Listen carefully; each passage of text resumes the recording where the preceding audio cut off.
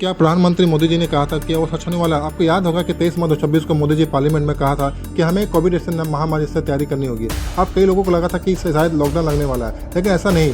अब जो भी ग्लोबल हालात बन रही है उसने सरकार को टेंशन जरूर बढ़ा दी है।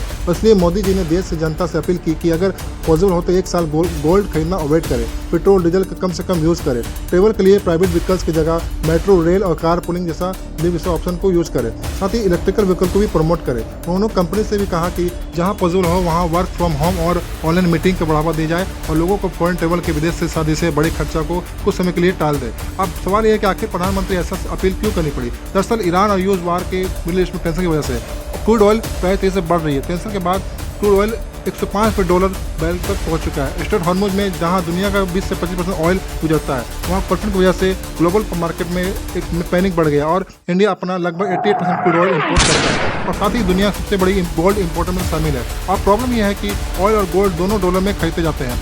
मतलब अगर ऑयल महंगा होगा और गोल्ड इंपोर्ट हाई रहेगा तो इंडिया का बहुत ज़्यादा डॉलर चाहिए होंगे, इसलिए रुपया कमजोर होता है, इन्फ्लेशन बढ़ते हैं और देश का इंपोर्ट बिल और ज़्यादा महंगा हो जाता है। इसलिए सरकार फॉरेन एक्सचेंज रिजर्व बचाने के लिए, फ्यूल कंजम्पशन कम करने के लिए, इकोनॉमिकल प्रेशर को कंट्रोल करने के लिए कोशिश जो है लगातार कर रही है।